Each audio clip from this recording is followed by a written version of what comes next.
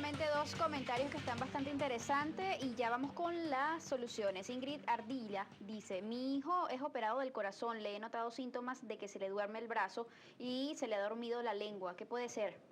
Rápidamente. Rápidamente.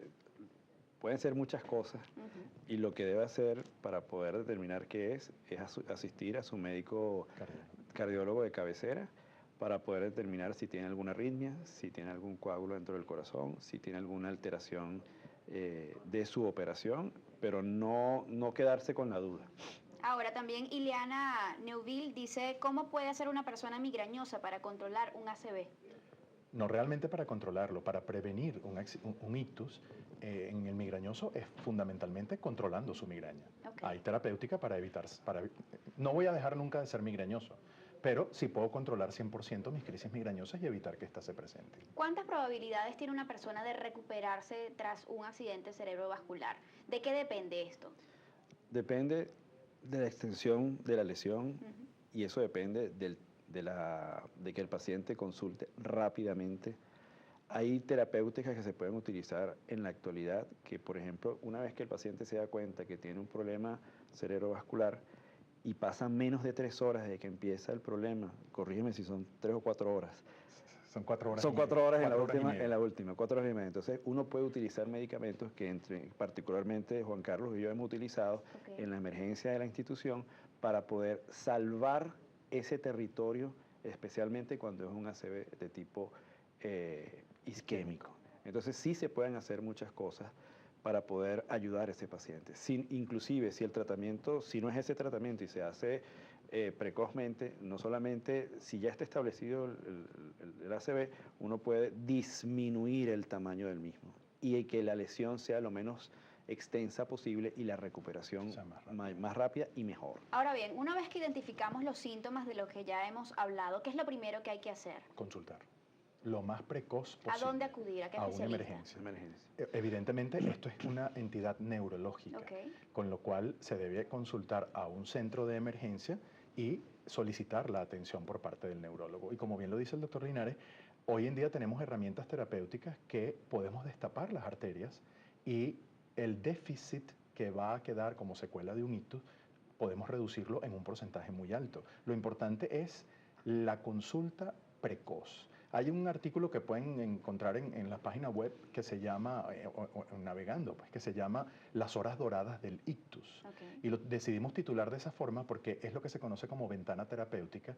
Y la ventana terapéutica es el tiempo que va desde que yo tengo los síntomas hasta que me pueden administrar ese producto que me destapa las arterias. Lamentablemente, eso tiene un rango, eso tiene un lapso de 4 horas y media. Si yo dentro de ese lapso consulto, estoy evaluado y reúno los criterios, me van a administrar la terapéutica y probablemente mi discapacidad sea reducida en un porcentaje muy alto. Nos quedan no más de 3 minutos y es importantísimo entonces también destacar si existe algún tipo de prueba simple para determinar si la persona está experimentando un accidente cerebrovascular o no. ¿Qué sería? ¿Qué tipo de El método de elección para determinarlo es el examen físico. El interrogatorio del paciente y el examen físico. ¿En qué consta el examen físico? Examinar al paciente, evaluar al paciente, oír cuáles son los síntomas que presenta el paciente, hacer una historia clínica con la finalidad de determinar cuáles son sus factores de riesgo y en base a eso examinar el paciente. Por muy avanzada que esté la tecnología en medicina, nada, señores, va a sustituir al examen físico. Antes de llegar al centro médico, ¿hay algo que podamos hacer en la casa, por ejemplo? Para identificar. Sí, vigilar que el paciente esté respirando, lo que se conoce como la principal medida de protección, vigilar la vía aérea, que si hay secreciones el paciente no se vaya a asfixiar, colocar al paciente de medio lado, pero lo fundamental, Natalia, es consultar lo más precoz posible. Sí. Es preferible consultar de más a que se escape algo que por no consultar a tiempo voy a tener una discapacidad para el resto de mi vida. Importante además es lo que usted mencionaba anteriormente, Juan Carlos, lo que tú decías sobre el tema de la recuperación, la fisioterapia que debería comenzar una vez el paciente esté estable. También hablar de reducir los factores de riesgo, esto como medida preventiva. ¿Cómo hacerlo? Sí, bueno, fíjese que hay dos cosas. La disminución de los factores de riesgo antes de que ocurra una enfermedad se llama prevención primaria. Y eso es lo que nosotros hacemos si no tenemos ningún problema de salud y que si está incipiente y está comenzando, nosotros podemos cortar, disminuir o alargar la posibilidad de que esto ocurra. Y a la vez, una vez que ha ocurrido un problema, ya sea del corazón o a nivel cerebral, uno tiene una cosa que se llama también prevención secundaria, que es evitar que esto vuelva a ocurrir. Okay. Entonces, para ambas cosas hay tratamiento.